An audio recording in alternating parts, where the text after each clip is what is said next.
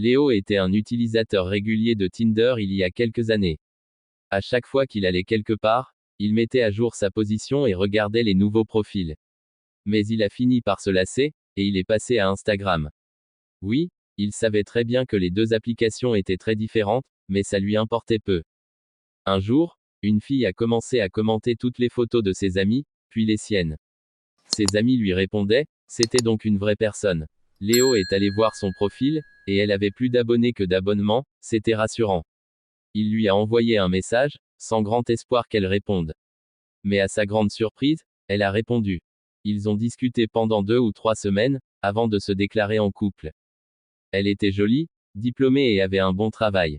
Léo avait l'impression qu'elle était trop bien pour lui et trop parfaite. Elle postait de nouvelles photos tous les jours, et il a fini par en parler à ses amis, qui ont été plutôt jaloux.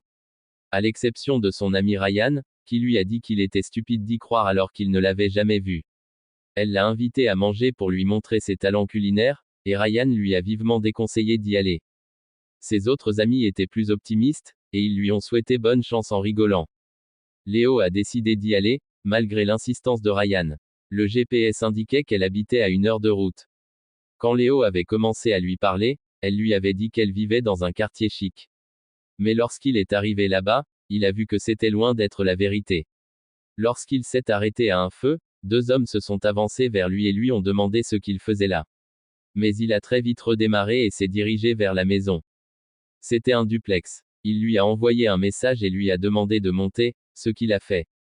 Il était 21 heures. Il a frappé à la porte, très excité de la voir. La porte s'est ouverte, et à sa grande surprise, c'était un homme barbu et tatoué de partout qui a ouvert. Il lui a demandé si Lisa était là. Et l'homme a répondu, ouais, entre. Dès qu'il est entré, Léo a été frappé par une odeur absolument nauséabonde de nourriture pourrie. L'homme lui a dit de s'asseoir et s'est installé en face de lui dans un fauteuil. Il lui a dit qu'elle arriverait bientôt.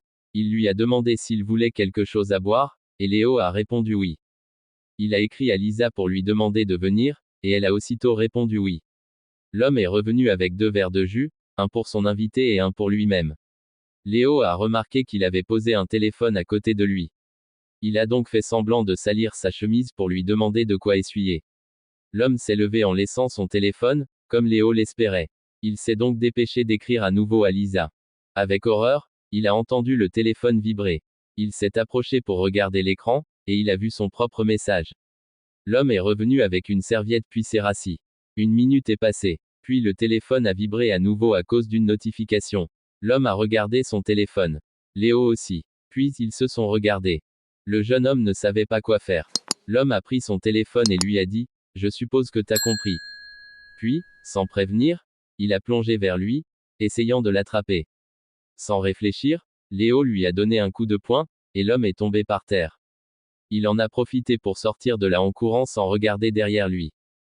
Il a appelé la police, et quand ils sont arrivés, le type était toujours à terre. Après cette mésaventure, Léo n'a plus jamais accepté de rendez-vous avec des personnes rencontrées en ligne.